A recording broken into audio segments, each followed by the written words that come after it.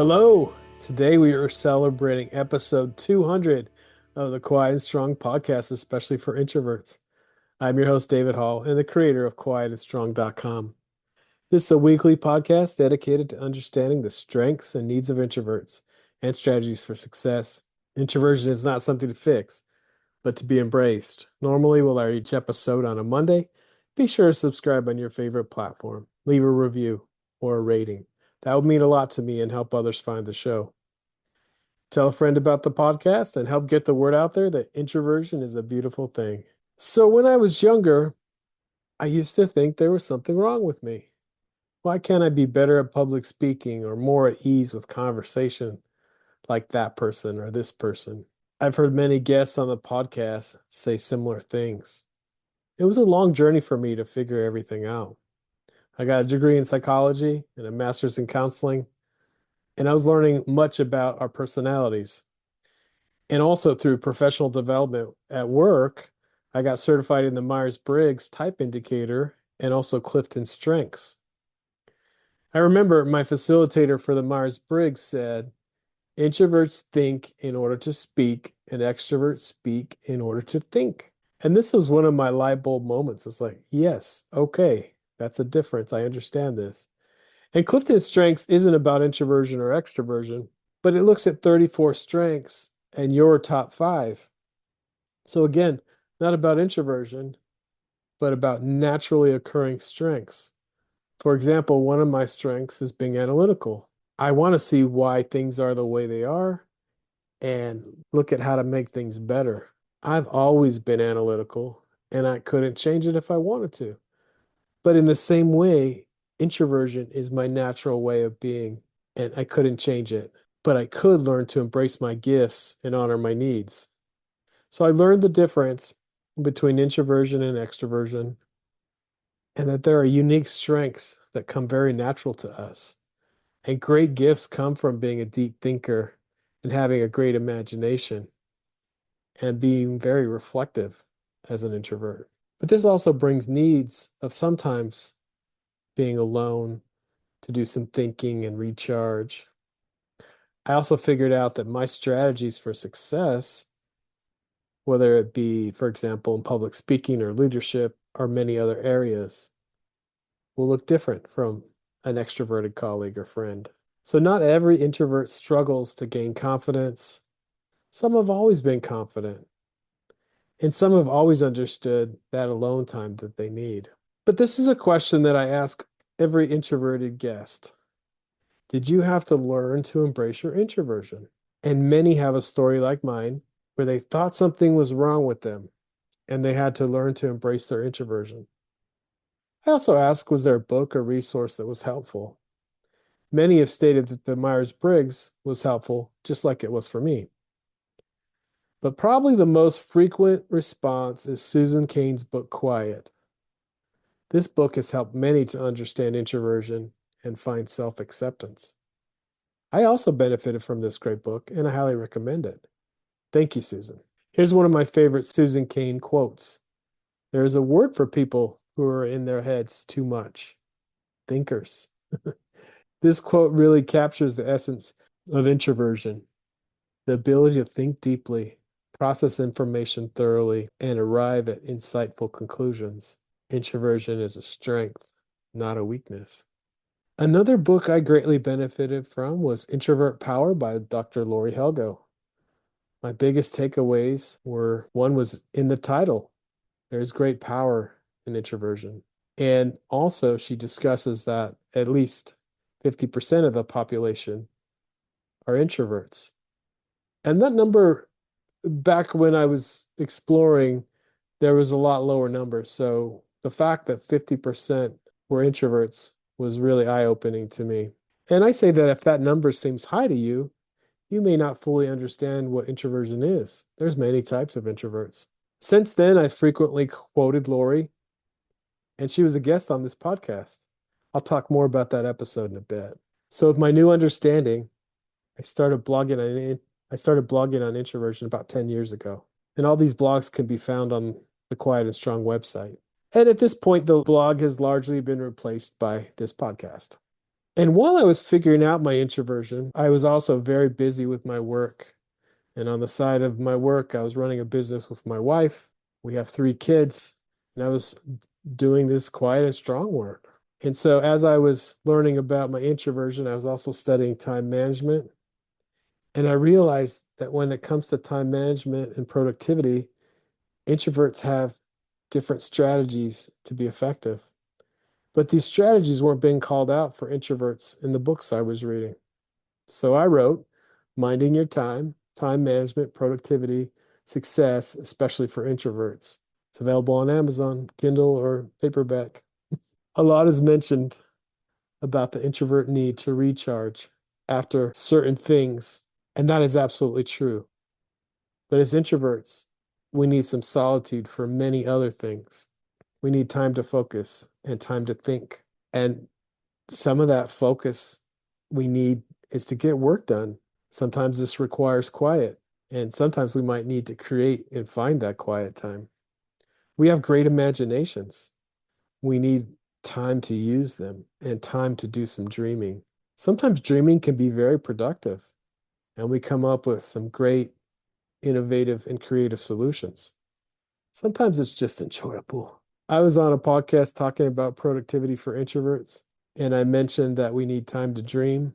And the host said that she actually put that on her calendar and she put a space for dreaming. I thought that was such a great idea.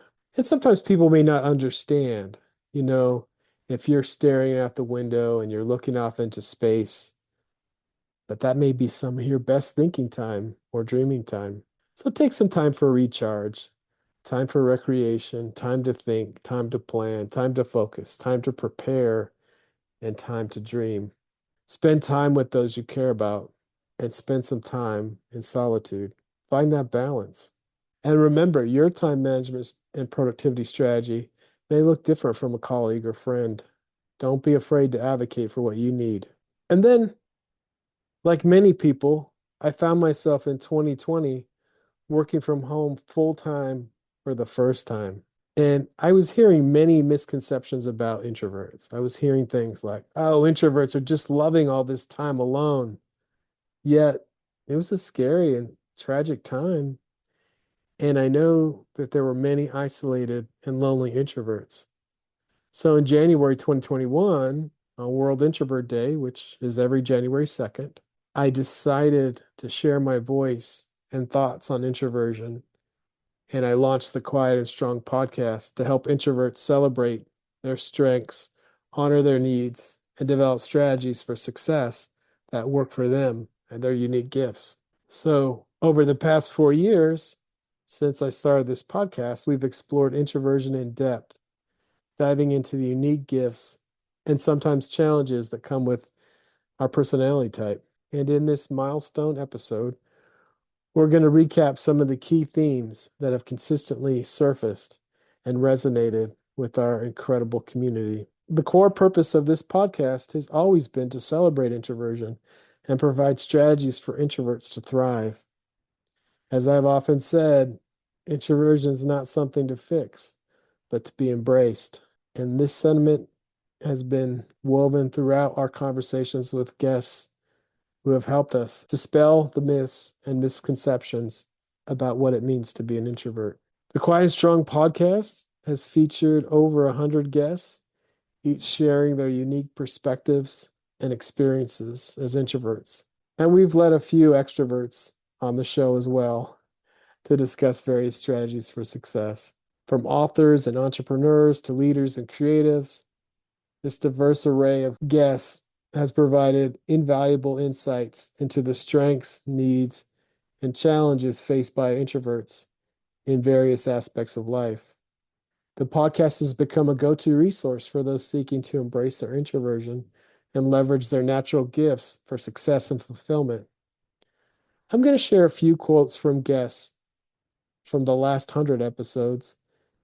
I wish I could share quotes from everyone, but I invite you to go back and listen to some of these amazing guests. A key theme that has consistently emerged over the past episode is the importance of self-awareness, self-acceptance, and building confidence as an introvert. Many of our guests have emphasized how understanding and embracing their introverted nature has been transformative in their personal and professional lives. Guest Jen Greneman, founder of Introvert Dear, author of The Secret Lives of Introverts, and also Sensitive, challenges the myth that introverts or sensitive people can't be great leaders. She argues that sensitive people can make excellent leaders because of their unique strengths. Specifically, she notes that sensitive leaders often have, in Jen's words, I think sensitive people can really be inspiring. And a lot of times we need to feel inspired by our leaders. We want to feel like we're working for a good person and a good cause. And I think sensitive people provide all of that. And when we embrace our introverted nature, we unlock our true potential. And I want to point out, of course, not all introverts are highly sensitive, but we have talked about being highly sensitive many times on this show. And it's important to understand other parts of our personalities and the strengths and needs that come from them. The overarching message from our guests has been clear. Introversion is a beautiful and powerful personality trait to be embraced, not as a weakness to be fixed. By cultivating self awareness, self acceptance, and confidence in our unique strengths, we can unlock our full potential and make meaningful contributions to the world around us. I have mentioned some great books on introversion. Keep listening to this podcast. And there is a free Type Finder personality assessment on the Quiet and Strong website. This free assessment will give you a brief report, including the four-letter Myers-Briggs code, and I'll add a link to the show notes. So let's talk a little bit about relationships. Introverts often excel at forming deep, meaningful connections, despite common misconceptions that we don't like people. We've talked a lot about how introverts really do like people and we need connection, just like everyone. Most of our guests have shared insights on how introverts can build strong personal and professional relationships. So back to Dr. Lori Helgo that I mentioned earlier. Her and her extroverted lawyer husband Baron recently celebrated 40 years of marriage. They created an 8-episode podcast called The Incompatibles that has some great back and forth as learning to understand each other as an introvert is in a relationship with an extrovert. Here's part of their exchange on the Quiet and Strong podcast. So Baron says, I absolutely love the process of talking. Okay, again, Baron's an extrovert. Lori talks like ping pong, like I hit the ball and you hit it back. So for me, an idea is developed through conversation. It isn't coming birth whole at the moment you speak. So I like the process. I think it's energizing, it's fun, and it's the way humans interact for me. And that's the most enjoyable part. And Lori then said, what I found in the research is that extroverts really like to seek rewards out in the environment. And I see that with Baron. He wants feedback. He wants to know what I'm thinking. He wants that interactive stimulation. And for me, I want enough room to develop my thoughts and to know what I want to say so I'm representing myself. There it is. Baron likes the back and forth. His ideas may not be fully formed, but he's developing his ideas through conversation. And Lori wants to develop her thoughts and share that thing that's most important. So neither is right or wrong. It's just different, and we need to understand that. And to see a comparison like this is so helpful. Neither the introvert way or the extrovert way is right or wrong, just different. And Barrett said he really came to understand Lori and her introversion when he was helping edit her book, Introvert Power. So this was a great example of a family relationship. I also had Todd Weinstein, an extrovert, and Jen Kay, an introvert, on the show. They're business partners that have learned to understand and appreciate each other's differences. Together, they run workshops on the transformational process of communicating with confidence and presence, creating clarity around your message. And again, one's an introvert, one's an extrovert. So Jen said, rather than saying, no, no, don't do it this way, or I wouldn't do it that way. It's going back to this idea of creating space. I think we both have observed where each other is and what each other needs. And rather than either fighting for the same space or approach, create the space and allow for it and yield and work with that. And Todd said, we have different styles. And I think people appreciate when we're facilitating what that looks like because it shows a bit of our personalities. And Jen also said, even though those differences, we model the extroversion, the introversion, we model male and female facilitation, we model what it's like to disagree in a really elegant way. This is a great example of introversion and extroversion and how we can not only work well together, but partner and benefit from the other person's strengths. If you missed this one, go back and check it out. We can see that building strong relationships, introverts' preference for depth over breadth in relationship is a strength, not a weakness. By understanding and embracing our unique approach, we introverts can form lasting, meaningful connections that enrich our personal and professional lives. Public speaking and presentations is another area where introverts can shine, despite common misconceptions. Many of our guests have shared insights on how introverts can excel in this domain by leveraging their strengths. Some episodes have been wholly dedicated to public speaking. Many episodes, we talk about many things, and public speaking is often a topic. As Maria Malik, an executive speaking coach, emphasized, I don't think public speaking is a talent. It's definitely a skill, and I'm proof of that. I've had over 200 clients that I've worked with that are proof of that. So it's definitely a skill, and the great thing is anyone can learn at any age. And of course, this debunks the myth that public speaking is an innate ability reserved only for extroverts. In fact, Maria pointed out that introverts can be exceptional public speakers, stating, I think there's a misconception that people think you have to be the loudest in the room. I think another strength that I have is that when I speak, because it's of substance and because I don't speak as often, that when I speak, people do tend to turn around and listen and pay attention because they know, okay, this introvert doesn't always speak, but when she does, it's always really good. John Torrance echoed this sentiment, describing introverts' preparation as a superpower, and he explained, I see that as the introvert's superpower is to prepare. I think it's real planning and consideration. And this thoughtful approach to preparation can lead to well-crafted, impactful presentations. And Karen Eber emphasized the power of storytelling for introverts in public speaking.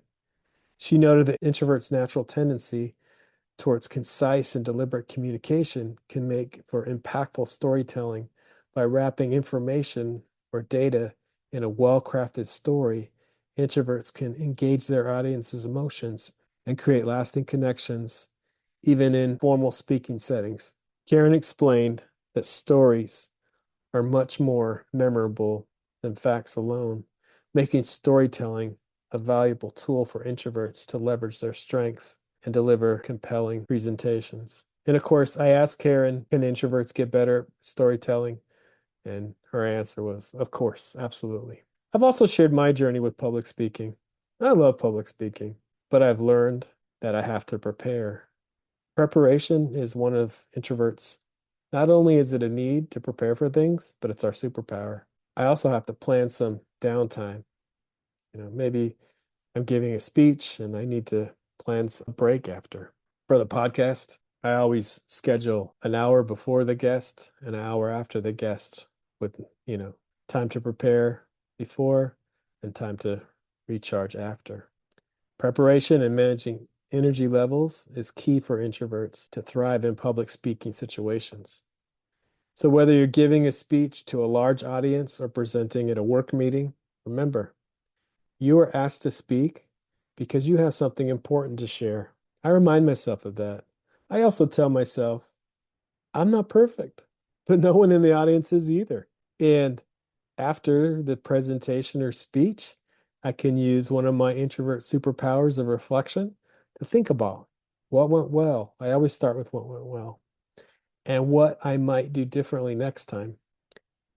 And once I've done the preparation and I'm ready to speak or present, I tell myself, you got this. And I'm not going to promise you'll never get nervous, but for me, when I do the right preparation, my nervousness has mostly gone away. It's rare that I get nervous for a speech or presentation. And all my guests have shown that introverts can be amazing public speakers, but the approach may look different from the extroverted approach. By embracing our strengths in preparation, thoughtful communication, managing energy levels, we introverts can deliver impactful, memorable presentations that captivate our audiences. And we've also on the show talked about how introverts can thrive as entrepreneurs or in their businesses and their careers despite common misconceptions. As Susanna Ray, an introverted focused business coach, emphasized, I see my job as an introvert focused coach to absolutely allow you the time to think, but not too much time. I don't want you to overthink. I don't want you to procrastinate. And she recognizes the need the introverts have to process and reflect while also avoiding getting stuck in analysis paralysis. Leanne Calderwood, a personal branding expert, shared one of her key strengths as an introvert entrepreneur. I'm able to kind of sit with an idea until the answer that I am ready to provide is fairly well thought out. And I'm behind the scenes putting stuff on whiteboards and trying to figure it out. And I'm putting the puzzle pieces together. This ability to ruminate on ideas and present a holistic solution is a powerful asset. Leon also noted another introvert strength. I will create connections by noticing something about people. It puts them at ease. It makes them feel seen and heard and acknowledged. She thinks that's one of the strengths to bring in new and existing relationships. And the person on the other side of me feels seen and heard. This keen observation and ability to make others feel valued is invaluable in building meaningful connections as an entrepreneur. Jen Corcoran also emphasized the power of LinkedIn for introverts, stating, honestly, I think if you're an introvert, you've got the advantage on LinkedIn and social media, anything online. You've got the advantage. So, time for introverts to rise up, find your voice. Find your voice there because you can get your voice into the room online. Jen explained that LinkedIn allows introverts to build authentic connections and showcase their expertise in a comfortable, thoughtful way without the pressure of in-person networking. And guest Tom Swab pointed out what I have seen over the last 10 years of helping thought leaders get on podcasts. It's the introverts that do the best.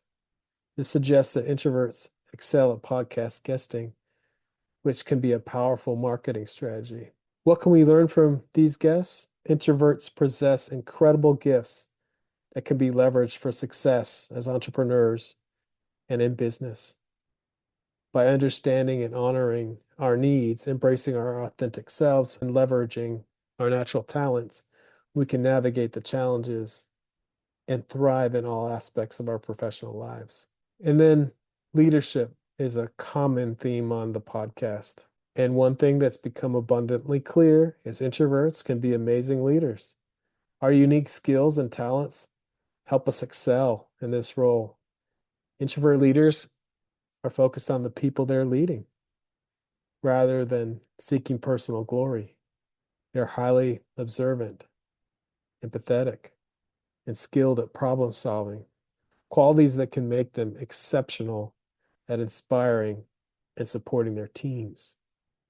Gone are the days when it's the extroverted, charismatic leaders that are successful only. In fact, research shows that introverted leaders often have better outcomes as they allow their teams more autonomy to make decisions and contribute their own innovative ideas. Introverted leadership styles, characterized by careful consideration, quiet confidence, and empowering others, are becoming increasingly valued in today's fast-paced, collaborative work environments. And many of our guests shared how introverts can thrive in leadership. Faris Khalife echoed this sentiment, emphasizing, if you're an introvert, for example, and you resonate with your traits, being a great listener, introspective, calm, enjoy writing, enjoy deep relationships, all of that, then lead the way. Lead with those traits. He explained that introverts can leverage their unique strengths, such as empathy and thoughtful decision making, to excel as leaders. Sam Shepard said something similar. She noted that introverted leaders are often thinking about the people that they're leading. And that's what makes them great leaders, because they're not seeking any kind of their own personal glory. They're really thinking about what's going to make a difference, what's going to move the needle. Their focus is empowering others and creating positive outcomes rather than self-promotion. And that could be a powerful asset. Leslie Tate, another guest, shared that introverted leaders may employ very considered action taking and deliberate decision making to mitigate risk. This thoughtful approach can be a significant advantage, especially in high stakes situations. The key, as many of our guests have emphasized, is for introverted leaders to embrace their unique strengths and not try to emulate the extroverted leadership styles that is often idealized. By playing to their natural gifts, introverted leaders can have a profound and lasting impact. Introverted leaders can leverage their natural strengths of deep thinking, careful planning, fostering meaningful connections to create inclusive, high-performing environments. While your leadership style may differ from the stereotypical extroverted leader, we introverts have the capacity to be just as, if not more, impactful when we embrace our unique gifts. And we've also explored on this show the importance of fostering inclusive environments that value introverted perspectives. This is especially crucial in the workplace and in educational settings, where introverts often face additional barriers and pressure to change who they are. Introverted leaders can also excel at fostering these inclusive environments that value diverse perspectives. By understanding and accommodating the needs of both introverts and extroverts, leaders can cultivate highly productive and innovative teams. Creating inclusive environments that value the unique strengths and needs of both introverts and extroverts can foster greater collaboration, productivity, and overall workplace satisfaction for all employees. Sam Shepard explained quite a lot of introverts report that in performance reviews, managers are telling them they need to be less quiet. For example, even if they're meeting all of their targets and overperforming in terms of their deliverables, and the feedback is they're too quiet. They need to fundamentally change who they are, which can have a negative impact on their success and well-being. Have you ever been told in work or school that you're too quiet, but yet you're doing all the things you need to do? This bias against introversion creates a non-inclusive workplace that fails to recognize the unique strengths and gifts that introverts bring to the table.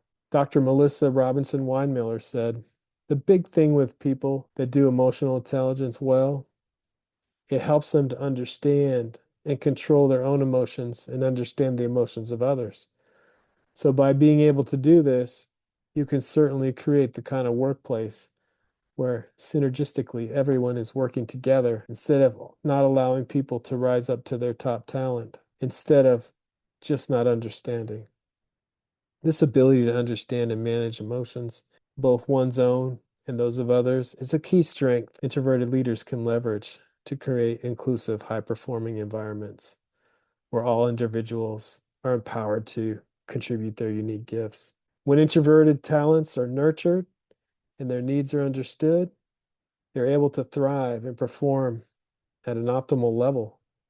This not only benefits the individual employees, but the entire organization in terms of retention, productivity, and profitability.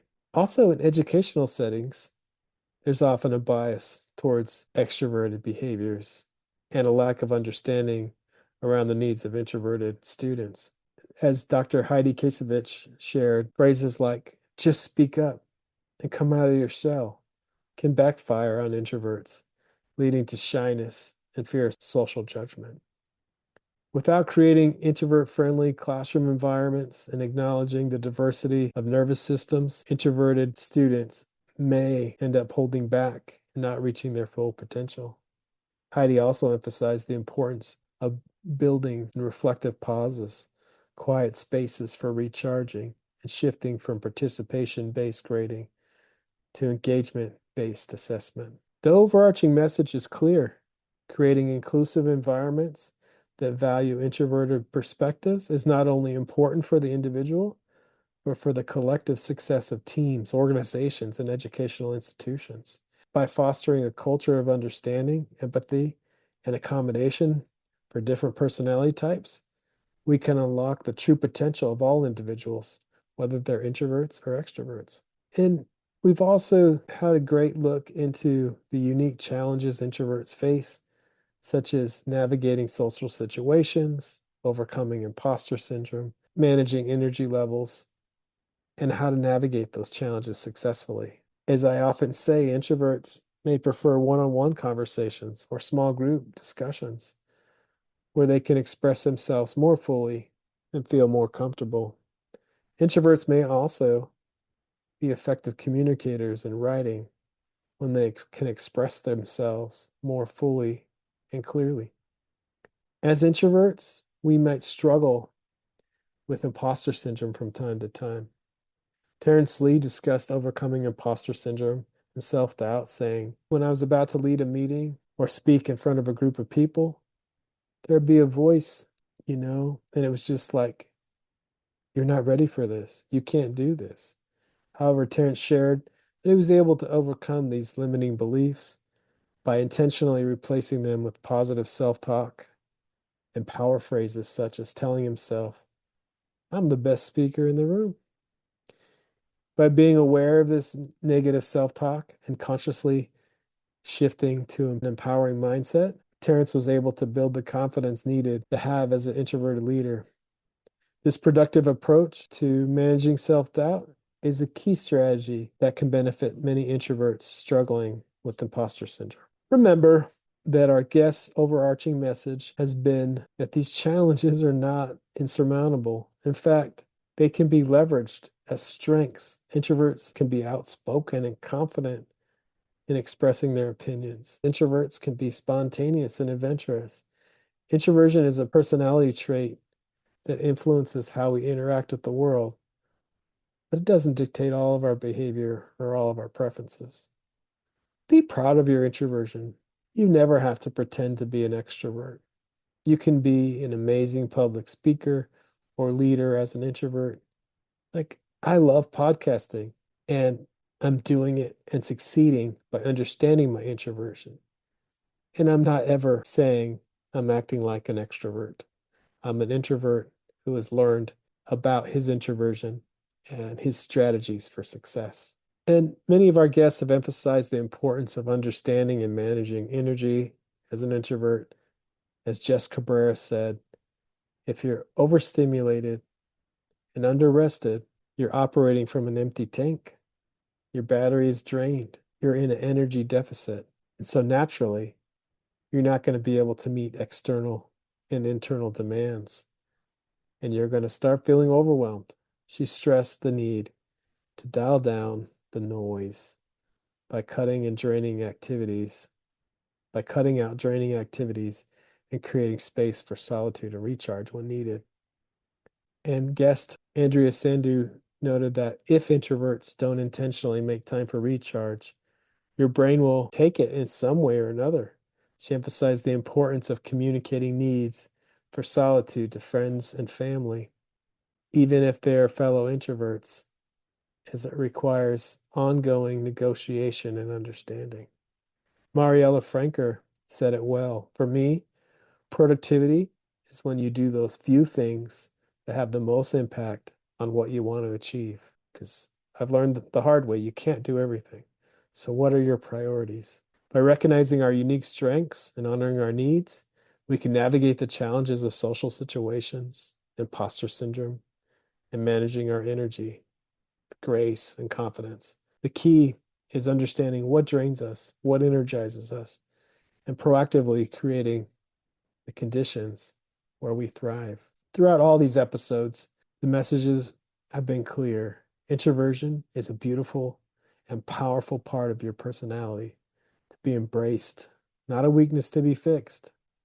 As we look ahead to the next 100 episodes, I'm excited to continue exploring the world of introversion, diving deeper into the latest research, sharing more inspiring stories, and equipping our listeners with the tools and mindset to use their introverted powers for success. Again, we've just scratched the surface on the last 200 episodes. Go back and listen. Look for those things that you want to know more about or you might struggle with. Thank you for being a part of this journey. Your support and engagement has been invaluable. I appreciate you.